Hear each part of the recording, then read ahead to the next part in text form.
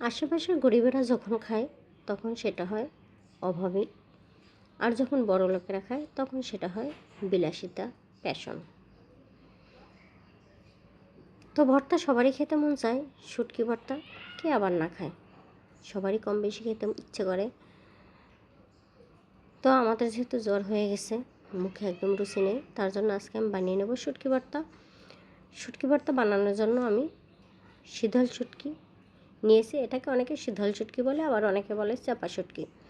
তো আমি বড় বড় দেখে 3টে শুটকি নিয়েছি। 3টে শুটকি নিয়ে আমি ধুয়ে পরিষ্কার করে চুলে একটা প্যান বসিয়ে তাতে শুটকিগুলো ভাজতে দিয়ে দিয়েছি। আর ওদিকে একটা বাটিতে আমি পানি দিয়ে তাতে কয়েকটা শুকনো মরিচ ভিজিয়ে রেখেছি, যাতে মরিচগুলো বাটতে সুবিধা হয়, নরম হয়ে যাবে ভেজে। তো শুটকিগুলো দেখে আমি ভেজে নিচ্ছি। তো শুটকিটা কিছুক্ষণ ভেজে নিয়ে উল্টে দিয়ে এর ভিতরে আমি দিয়ে দেবো কয়েক কোয়া রসুন, আস্ত রসুনের কোয়া দিয়ে দেবো কয়েকটা, আর দিয়ে দেবো কিছু পরিমাণ পেঁয়াজ। তো রসুনটা দিয়ে দিয়েছি, পেঁয়াজও দিয়ে এবার আমি শুটকি, রসুন আর পেঁয়াজ একসাথে ভালো করে ভেজে নেব। আর ভাজার সময় শুটকিটা কিন্তু আস্ত থাকে না, শুটকিটা ভেঙে যায়। আর আমি ইচ্ছে করেই পেঁয়াজ আর রসুনের সাথে শুটকিটা ভেঙে দিচ্ছিলাম, যেন আমি কাঁটাটা খুব সহজে বের করে ফেলে দিতে পারি। তার জন্য আমি শুটকিটা ভেঙে দিয়েছি পেঁয়াজের সাথে আর রসুনের সাথে।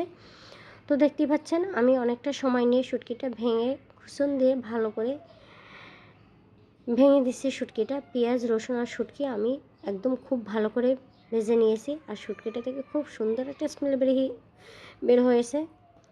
তো এবারে আমার শুটকি, পেঁয়াজ, রসুন সব ভাজা হয়ে গেছে। আমি কিন্তু মরিচটা কাঁচাই দেবো, আর এই ভর্তা কাঁচা মরিচটাই ভালো লাগে, শুকনো মরিচ লাল, এটা কাঁচা বেটে দিলে ভর্তার কালারটাও যেমন লাল হয় আর খেতেও ভীষণ মজা লাগে।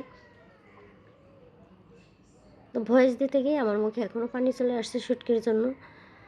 তো আমার মরিচটা প্রথমে বেটে নিয়েছি, মরিচটা বেটে নিয়ে তার ভিতরে শুটকি, পেঁয়াজ, রসুন যে ভেজে রেখেছিলাম সেটা পাটায় দিয়ে দিচ্ছি। এবার শুটকিটাও আমি ভালো করে বেটে নেব। আপনারা চাইলে এটা ব্লেন্ডও করে নিতে পারেন, কিন্তু পাটায় বাটা ভর্তার স্বাদই আলাদা, তার জন্য আমি পাটায় বেটে নিয়েছি। তো আমার ভর্তাটা বেশিরভাগ সময় আপনারা দেখবেন আমি পাটায় বেটেই ভর্তাটা তৈরি করি, আর এই পাটায় বাটা ভর্তাটাও আমার ভীষণ পছন্দ। তো আমার শুটকিটা বাটা হয়ে গেছে। এবার এতে আমি দিয়ে দেবো আস্ত কিছু কাঁচা পেঁয়াজ। আপনারা যদি কাঁচা পেঁয়াজ দিতে না চান তাহলে সেটা অ্যাভয়েড করতে পারেন। আমার যেহেতু কাঁচা পেঁয়াজটা ভর্তায় ভীষণ পছন্দ, কারণ কাঁচা পেঁয়াজটা ভর্তার সাথে থাকলে খাবারের সময় যখন কাঁচা আস্ত পেঁয়াজটা মুখে চাবান পড়ে আমার কাছে ভীষণ ভালো লাগে। তার জন্য আস্ত কিছু পেঁয়াজ আমি থেতলে দিয়ে দিই। আপনাদের যদি ভালো না লাগে তাহলে অবশ্যই পেঁয়াজটা অ্যাভয়েড করবেন। আমার ভর্তা বাটাটা হয়ে গেছে, তো আমি একটা বাটিতে তুলে নিলাম। যদি ভালো লাগে তাহলে লাইক, কমেন্ট, শেয়ার করতে ভুলবেন না। Thank you for